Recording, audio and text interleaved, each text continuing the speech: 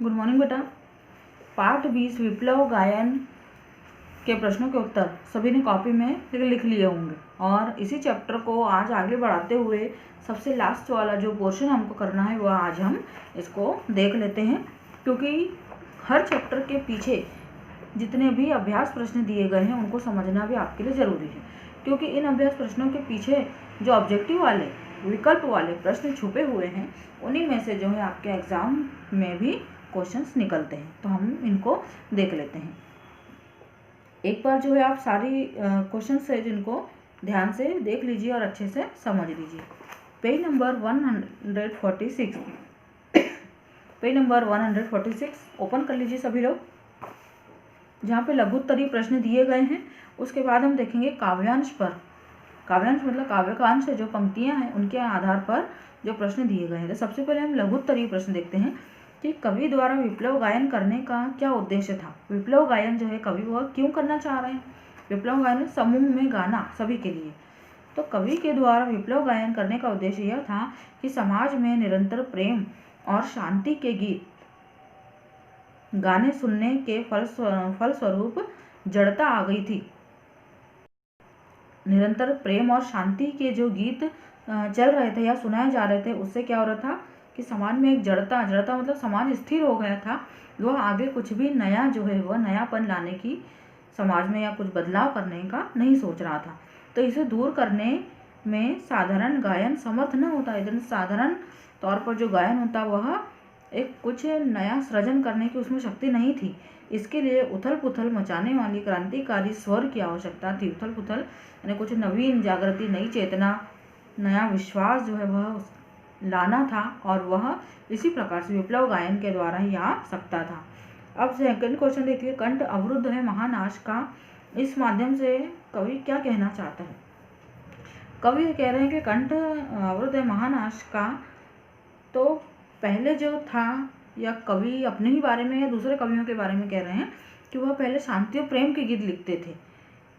कवि और दूसरे अन्य जो कवि वो पहले शांति और प्रेम के गीत लिखते थे, लेकिन इससे जो है उनका गला अवरुद्ध हो गया, क्योंकि वह चाहकर भी जो क्रांति उत्पन्न करने वाला जो गीत है वो नहीं गा पा रहे, क्रांति उत्पन्न करने वाला।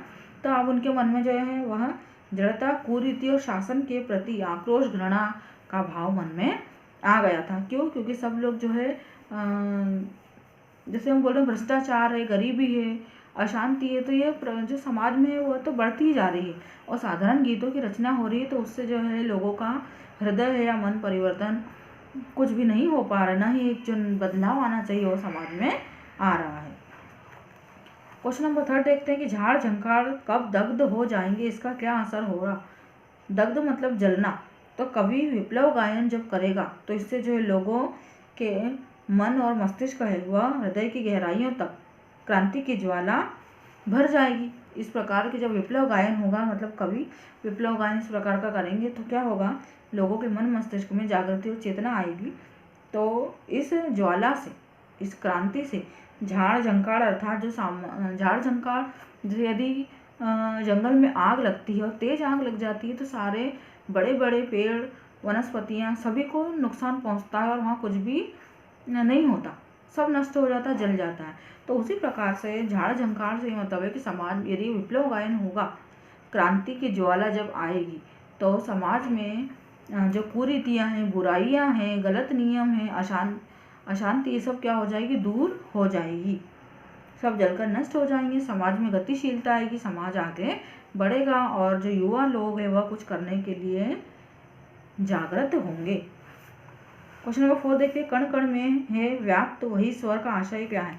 कण कण में व्याप्त है वही स्वर का आशय है कि कवि ने जिस उद्देश्य के लिए विप्लव गायन किया था, यानी जिस क्रांति का आह्वान किया था, और उसी क्रांति के स्वर में स्वर जो है संसार के कण कण में व्याप्त हो गए। उसी क्रांति के स्वर मतलब सभी लोग विप्लव गायन करने लगे हैं। व्यक्ति का जो रोम रोम है इसी विप्लव गायन से भर गया है, क्रांति के रंग में रंग गया है, और सभी में जो नव सृजन और बदलाव की जो भावना है वो मन में आ गई है। विप्लव गायन कविता से कवि ने हमें क्या संदेश देना चाहा है। क्या संदेश दे रहे हैं यहाँ पर कवि, समाज में नयापन लाने की, कुछ बदलाव करने की, एक नई जागृति शक्ति। कैसा कि समाज केवल उसी बातों को छोड़कर आगे बढ़े, कुछ किसी भी क्षेत्र में आगे बढ़े। वह समाज का विकास करना चाहता है, समाज में गतिशीलता लाना चाहता है और पुरानी परंपराओं को में नहीं बनकर पुरानी परंपराओं में वह सोच रहा है कि व्यक्ति जो है, मनुष्य वह कैसा हो गया है, उलझ कर ही रह गया है।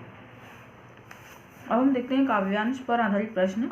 देखिए काव्यांश फर्स्ट आपको दिया गया है कि कवि कुछ ऐसी तान सुनाओ जिससे उथल पुथल मच जाए। एक हिलोर इधर से आए, एक हिलोर उधर से आए, सावधान मेरी वीणा में चिंगारियां आन बैठी है, टूटी है मिजराबे अंगुलियां दोनों मेरी ऐठी हैं।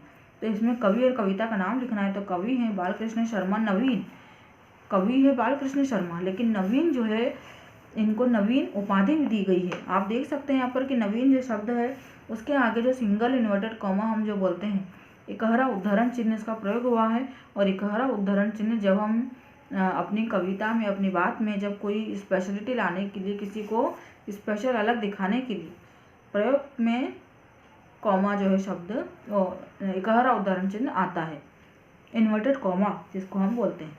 और नवीन उनको नाम या उपाधि इसलिए प्रदान किया गया उनकी रचनाओं के आधार पर। उन्होंने इसी प्रकार की नई नई गायन की नई नई रचनाएं जो समाज में क्या हो, नई चेतना और नया सृजन करे। इसी कारण उनको बालकृष्ण शर्मा नवीन कहा जाता है। और कविता का नाम क्या है, विप्लव गायन।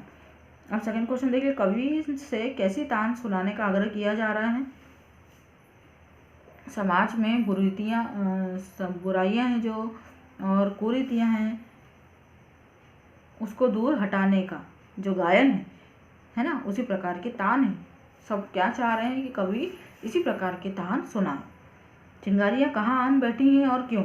चिंगारियां कवि की वीणा रूपी वाणी में आ बैठी है, क्योंकि समाज में क्या हो गई है, कुव्यवस्था, व्यवस्था जो है बहुत गड़बड़ा गई है। और इसे देखकर जो कवि दुखी हो गए हैं, समाज में बदलाव लाने की कोशिश करना चाहते हैं।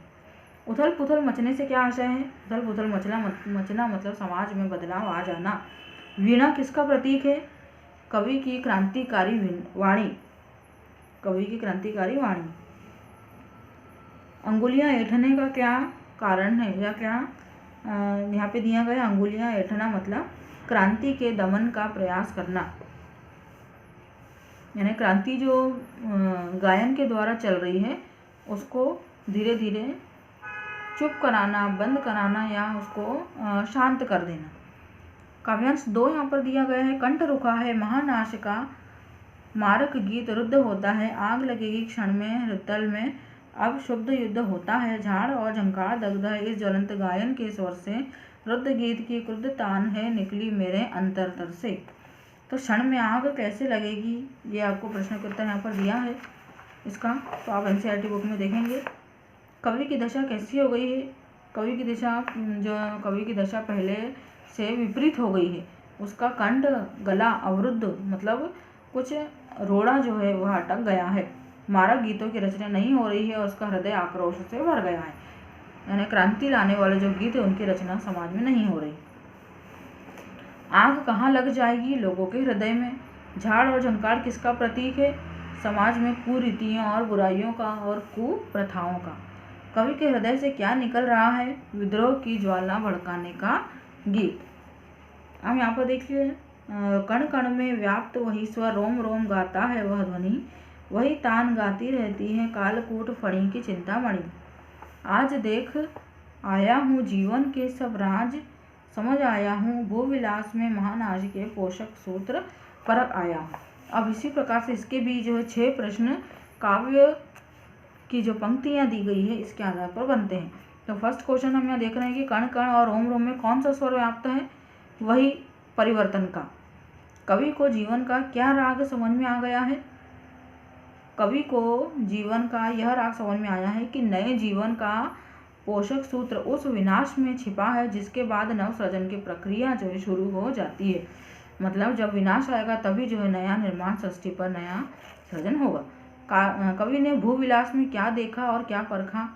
कवि ने भूविलास में महानाश का पोषक सूत्र देखा है ना। आंखों की भ्रकुटी के इशारे में लोग क्रांति करते हुए ध्वंस कर देंगे और निर्माण होगा।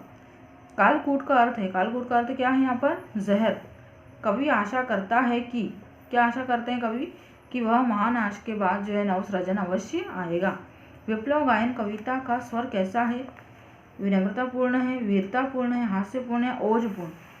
ओजपूर्ण है ना, लोगों में जोश की भावना जो जागृत करने का यहाँ पर गीत दिया है, इसलिए ओजपूर्ण ये आएगा। तो आपका जो पार्ट 20 है यहाँ पर कंप्लीट होता है। और नेक्स्ट वाला जो बेटा आपका टेस्ट होगा वेडनेसडे को शायद आपका टेस्ट है, तो आपको टेस्ट की प्रिपरेशन करना हो सकता है कि आपका जो वीडियो है वो रिवीजन वाला भी आपके पास आ सकता है। उसके बाद जो है हम व्याकरण में जो हमारा पोर्शन रिमेनिंग है उसको हम स्टार्ट करेंगे। पार्ट 20 तक सारे जो क्वेश्चन आंसर है आपको कॉपी में अपने कंप्लीट करके रखना है।